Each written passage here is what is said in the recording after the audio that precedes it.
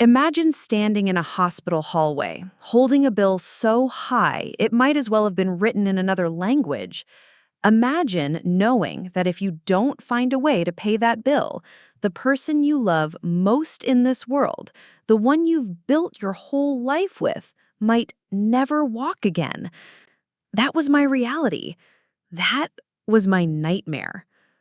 But nothing prepared me for the day I opened a hotel room door and saw something that nearly broke me in half. Before I dive in, if you're new here, please don't forget to hit like and subscribe. We share true stories of heartbreak, betrayal, and revenge, stories that prove the human spirit is stronger than we think. All right, here's mine. My name's Maggie Reynolds. I'm 53 years old, born and raised in Knoxville, Tennessee. I never thought my life would turn into the kind of story people listen to on the internet for 20 minutes straight, but here I am, talking to strangers, because sometimes strangers listen better than family. I've been married to my husband, Thomas, for 30 years. Thomas was a carpenter, strong hands, broad shoulders, the kind of man who could build a dining table from scratch and then sit down at it with a glass of sweet tea like nothing special happened. He wasn't perfect, Lord knows, but he was mine. We raised 2 kids together, both grown now. My daughter Hannah lives in Atlanta with her fiancé. My son Caleb works out in Texas on oil rigs. They've both got their own lives, their own problems, which left me at 53 feeling like I was carrying the weight of the world on my back with no one to notice. It all started last winter. Thomas was driving home from a job site just outside Sevierville. The roads were slick with ice, and some kid in a pickup blew through a stop sign. The impact rolled his truck into a ditch. He lived, but he didn't walk out. His spine was damaged. Just like that, my husband, the man who built cabinets and roofs and barns for half the county, was paralyzed from the waist down. I can't describe the silence in our bedroom that first night he came home in a wheelchair. He didn't cry. He didn't yell. He just stared at the ceiling like it was some stranger's house and whispered, "Guess I'm done being useful." That one sentence gutted me. The hospital bills stacked like bricks on the counter. Insurance covered some, but not enough. His doctor said there was a surgical procedure, experimental, risky, but it could give him a shot at mobility again. The price? $87,000. $87,000 might as well have been $87 million for people like us. I picked up shifts wherever I could. I cleaned houses, babysat, even sold pies at the church bazaar. But it wasn't enough. That's when I heard about a hotel off I-40, looking for part-time staff. Just housekeeping, nothing glamorous. I took it. I told myself it was temporary, just until I saved enough to get us through. But walking into that hotel felt like stepping into another life. The lobby smelled faintly of lemon polish and old carpet. The manager, a woman named Cheryl, looked me up and down like she could see every wrinkle on my face. "You sure you can handle the work?" she asked. I said, "I raised 2 kids and took care of a husband for 30 years. I can handle anything." She didn't smile. She just handed me a cart with fresh linens and said, "We'll see." That first week nearly broke me. I was scrubbing toilets, stripping beds, and emptying trash bins like some ghost of myself. My knees screamed, my hands cracked from bleach. I'd look at the clock and pray for the shift to end so I could get home to Thomas, only to find him staring at the TV, silent, defeated. What hurt most wasn't the labor. It was the way people looked through me. Guests passed by without a glance, as if I were part of the wallpaper. Cheryl scolded me for working too slowly. Once, another maid laughed when I struggled to lift the vacuum up the stairs. "Should have retired before you got stuck here," she muttered.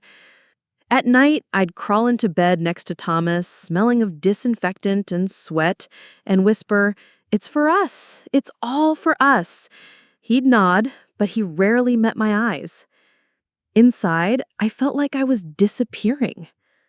One Friday, I was assigned to the top floor, businessmen mostly, in town for some conference. I knocked on doors, called out housekeeping like they'd trained us, then slipped inside with my cart. Room after room, the same routine. Strip the bed, replace towels, wipe surfaces. My back ached, and I was running late because the vacuum cord kept tangling. I was rushing, trying to beat the clock. Then I got to room 614. I knocked. No answer. I knocked again, louder. Still nothing. The door card slid through, the lock clicked, and I pushed the cart inside. The first thing I noticed was the smell. Expensive perfume, sharp and sweet, not the usual cologne or cigarette smoke I'd grown used to. And then I froze, because sitting on the edge of the bed, his shirt half unbuttoned, was a man I knew. My mouth dried up, my hands tightened on the cart handle until my knuckles burned. "Thomas?" I whispered. But it wasn't Thomas. Of course it wasn't. He was at home, confined in a wheelchair. This was someone else. Someone I never expected to see here, in this hotel room, looking guilty as a sinner on Sunday morning. I can still feel the blood rush from my face in that moment. My whole body locked up, like maybe if I stood still long enough, reality would shift back to normal. But it didn't. He looked at me with wide eyes, then at the bathroom door like he was waiting for someone. I opened my mouth, but no words came. My throat felt full of gravel. And just as I turned to leave, the bathroom door creaked open. That's where I'll pause for now, because what came out of that bathroom shattered everything I thought I knew about my marriage, my family, and even myself. If you want to hear how this story unfolds, how betrayal, anger, and revenge tangled together in ways I never saw coming, make sure you're subscribed and have notifications on. Trust me, you don't want to miss what happens next. The bathroom door creaked open, and for a heartbeat, I couldn't breathe, because the woman who stepped out wasn't a stranger.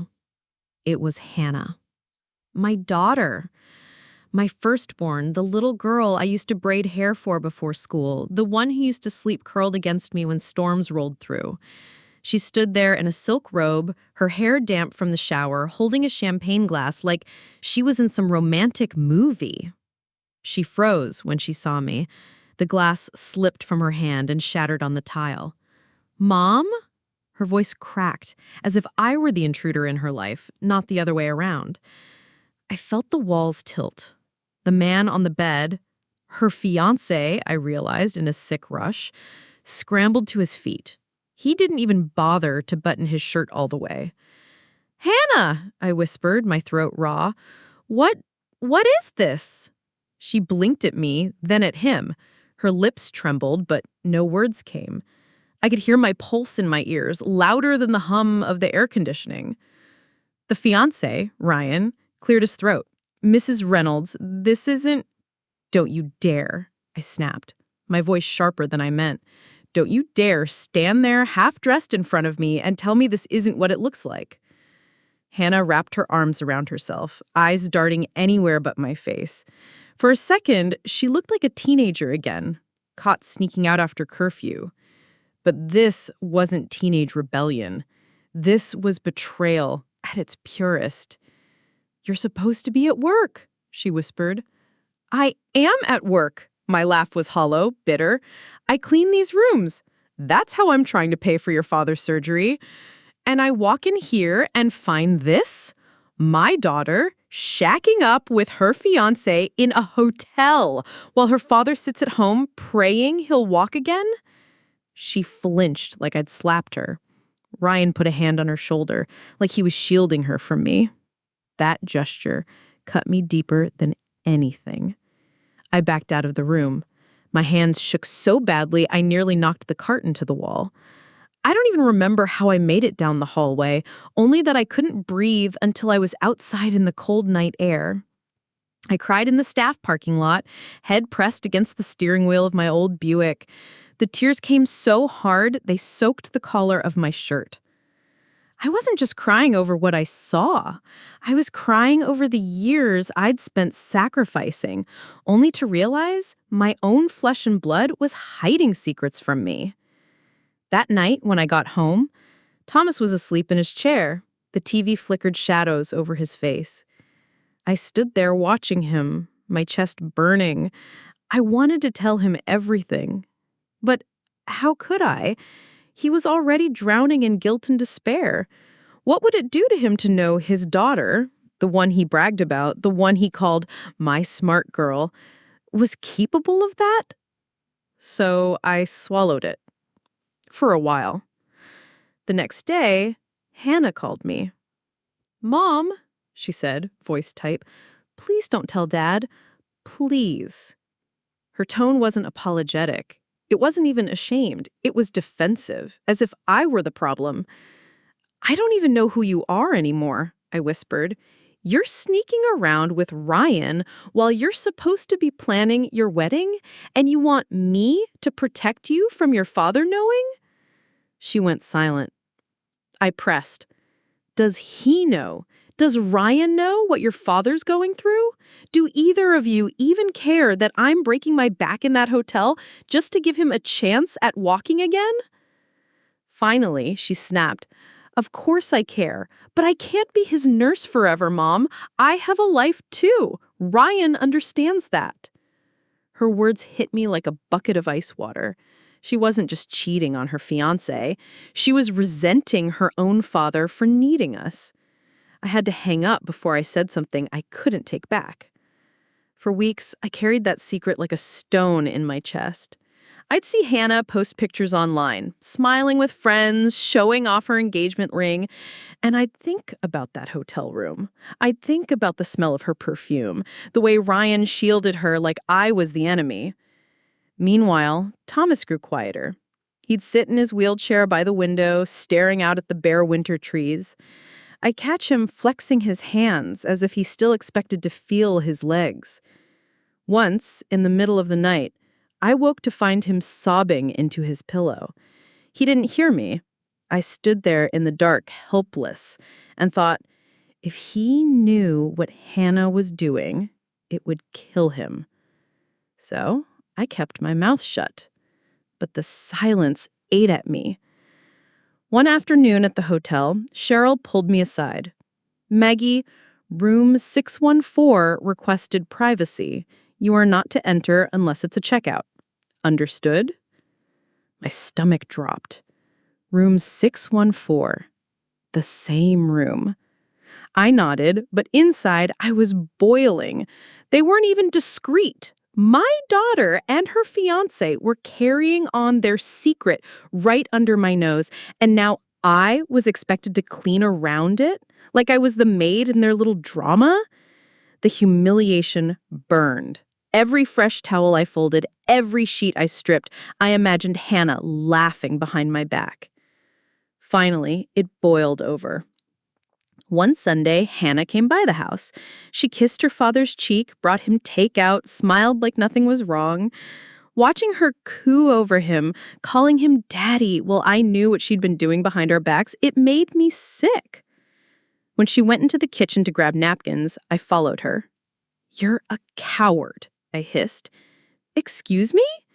You smile at your father, play the perfect daughter, while you sneak off with Ryan to that hotel like some—" I couldn't even finish the sentence. "You disgust me." Her face went red. "Keep your voice down," she snapped. "Why? You don't want him to know the truth? You don't want him to see who you really are?" Her jaw tightened. "You don't get it, Mom. Dad's never going to be the same. He's never going to walk again, no matter how hard you kill yourself trying to pay for surgery. And I can't put my life on hold forever because you won't face reality." The words punched the air from my lungs. I wanted to slap her. I wanted to scream until the walls rattled. Instead, I whispered, "Get out." She stared at me like she didn't recognize me anymore. Then she dropped the napkins on the counter, grabbed her purse, and left. After she slammed the door, Thomas called from the living room. "Everything all right?" I stood there, shaking. My throat burned with everything I wanted to tell him, but when I walked back in, I just forced a smile and said, "Yeah, everything fine." But it wasn't. Because that night, I made a decision. If Hannah wanted to treat me like the maid in her secret, if Ryan thought he could play both sides, then fine. I'd let them dig their own graves. But I wasn't going to stay silent forever. And when the time came, I'd make sure the truth came out in a way neither of them could ever crawl back from. I just didn't expect the first spark of revenge to fall into my lap sooner than I thought. One night, while cleaning a room on the second floor, I found something tucked under the mattress. A black leather wallet. I flicked it open, and my breath caught at the name inside. It wasn't just any wallet. It was Ryan's. The wallet was heavy in my hand. Heavier than it should have been. Not just because of the leather or the credit cards inside, but because of the power it held. Ryan's wallet. My daughter's fiancé. The man I caught half-dressed in a hotel room with Hannah. I flipped it open again, staring at his driver's license. His smug smile beamed up at me like he owned the world. For a long time, I just stood there, in that empty hotel room, my heart pounding. Then, the anger hit. It wasn't the kind of white-hot rage you shout out in the moment. No, this was colder, sharper. This was the kind of anger that plans. I didn't return the wallet. I slipped it into my cleaning apron and finished my shift like nothing happened. My coworkers laughed at something in Spanish down the hall. Cheryl barked orders at someone. To everyone else, I was just Maggie, the middle-aged maid. But inside, something had shifted. That night, when I got home, Thomas was asleep in his chair again. I sat at the kitchen table, lights off, turning the wallet over and over in my hands. Then I opened the back flap. Tucked inside was a folded receipt from the very hotel I worked at. Paid in cash. The date? Just 2 days earlier. Room 64. Like they weren't even trying to hide it. My hands shook. I pressed the receipt flat against the table and stared until the numbers blurred. That's when the idea hit me. The next week, I started saving every scrap of evidence. A lipstick-stained glass left behind, a second toothbrush tucked into Ryan's overnight bag, the staff logs that showed when room 614 had been occupied, even though no official reservation showed in the system. Piece by piece, I built a case. Not for the police, but for the truth. For the day my daughter's little fairy tale would come crashing down. I didn't rush. I couldn't. Revenge, I realized, is like baking a pie. If you pull it out too soon, all you get is a mess. But if you wait, if you let the heat do its work, then you've got something no one forgets. Then came Hannah's bridal shower. I almost didn't go. I wanted to throw the invitation in the trash, but Thomas begged me. He said, it would mean a lot to her if you showed up. Not knowing the truth, so I went. It was held in the back room of a fancy restaurant in downtown Knoxville. Pink balloons, tiered cupcakes, little gift bags tied with satin ribbon. Hannah floated around the room in a cream dress, looking every bit the picture-perfect bride-to-be. She hugged me tightly when I arrived, her perfume cloying and sweet, like it was covering something rotten. I smiled for the cameras, I hugged the relatives, I played the role. But when Ryan stood up to give a toast, thanking everyone for supporting them, I felt the rage coil again. He spoke about loyalty, about love, about building a future together. The words curdled in my stomach. That's when I knew it was time. A week later, I arranged a little meeting. I invited Hannah and Ryan over for dinner. Just them, no one else. Thomas thought it was to celebrate the engagement privately. He even helped me set the table, humming quietly while I roasted a chicken. When they arrived, I played the part of the doting mother. I poured sweet tea, I asked about wedding plans, I even laughed at one of Ryan's corny jokes. Then, halfway through the meal, I excused myself to the kitchen. I came back with a manila envelope. I placed it gently in front of Ryan. He asked, smiling that fake smile of his, "What's this?" I said softly, "Why don't you open it?" He hesitated, then slid out the contents. Photos, receipts, copies of the staff logs I'd taken with my phone, all neatly arranged, every piece of evidence pointing to room 614. Hannah's face went white. Ryan stammered, This isn't, I cut in, my voice low, but sharp enough to cut glass. "Don't lie to me. Don't sit at my table, eat the food I cooked, and lie. I've seen you, both of you." The silence that followed was suffocating. Thomas looked from me to Hannah, confused. "What is this?" That was the moment. The one I dreaded, but also the one I'd promised myself would come. I looked straight at Hannah. "Tell your father." Her eyes brimmed with tears. "Mom, please." I snapped. "Tell him." Her lips trembled. She opened her mouth, but no words came. So I told him myself. I laid it all out. Every ugly detail, every hotel room, every lie. By the time I finished, Thomas's hands were shaking so badly the fork clattered to his plate. His face was pale, eyes glassy. He whispered, "Is it true?" Hannah sobbed, "Daddy, I didn't mean—" His voice cracked like a whip.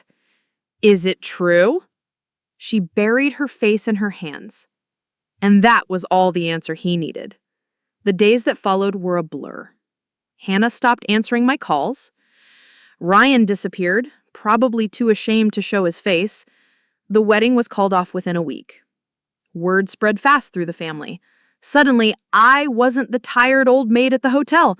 I was the woman who uncovered the biggest scandal our family had ever seen. Thomas was devastated, of course, but strangely, it also lit something in him. The betrayal shook him out of the fog he'd been living in. He started going to physical therapy again with a determination I hadn't seen in months. He told me one day, "If I can't trust people, then at least I can trust my own two hands to keep working." And me? I quit the hotel, walked straight into Cheryl's office, dropped my uniform on the desk and said, "Find someone else to scrub your toilets." She blinked at me like she didn't believe it, but I left head high. It's been 6 months since then. Thomas isn't walking yet, but he's stronger. He smiles again.